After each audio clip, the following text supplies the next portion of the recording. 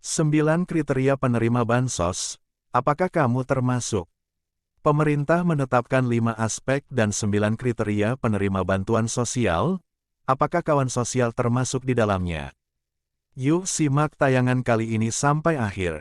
Namun sebelum lanjut, alangkah baiknya kawan sosial dapat mensubscribe PKH SIP dan menyalakan pemberitahuan notifikasi agar tidak ketinggalan informasi terkait bantuan sosial Kementerian Sosial. Ada 5 aspek dan 9 kriteria digunakan pemerintah daerah saat mengidentifikasi dan melakukan verifikasi masyarakat yang berhak mendapatkan bansos. Sebab pengusulan penerima bansos berasal dari pemerintah di tingkat kelurahan atau desa dan kecamatan, kemudian diverifikasi oleh pemerintah tingkat kabupaten, kota, dan provinsi untuk diteruskan ke Kementerian Sosial. Lalu apa saja 5 aspek yang menjadi pedoman klasifikasi saat menetapkan seseorang berhak menerima bansos? 5 aspek itu tempat tinggal, pekerjaan, pangan, sandang, dan papan. Lebih lanjut, Menteri Sosial menuturkan perbaikan data dimulai dari penetapan kriteria fakir miskin oleh pemerintah pusat. Saat ini sudah dilakukan penyederhanaan kriteria calon penerima dari yang sebelumnya sebanyak 46 menjadi 9 kriteria.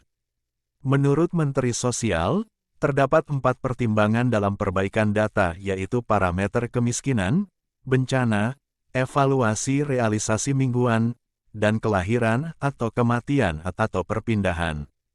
Hampir setiap hari ada bencana sehingga kemudian lahir orang miskin baru, rumahnya hilang, ujarnya. Nah, apa saja sih 9 kriteria penerima bansos?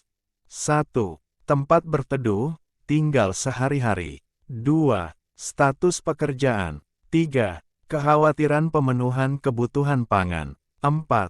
Pengeluaran pangan lebih dari 70% dari total pengeluaran. 5. Pengeluaran untuk pakaian. 6. Sebagian besar lantai tempat tinggal terbuat dari tanah.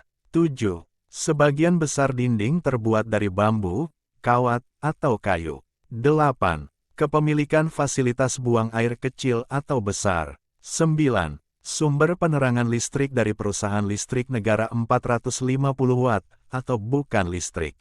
Dari 9 kriteria tersebut akan masuk dalam DTKS, yang saat ini di Indonesia terdapat 148,7 juta jiwa yang terdaftar di DTKS. Data tersebut merupakan data valid yang sudah padan dengan Dukcapil. Menteri Sosial juga memaparkan partisipasi Pemda dalam verifikasi DTKS di mana sebanyak 33,8 juta data diperbaiki oleh pemerintah daerah.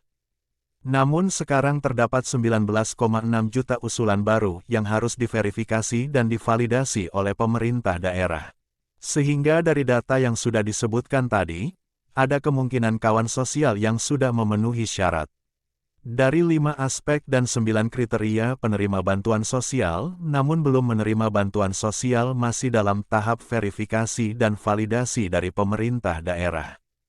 Harap lebih bersabar dan tetap semangat dalam beraktivitas. Setiap harinya karena bantuan sosial dari pemerintah sifatnya hanya membantu perekonomian.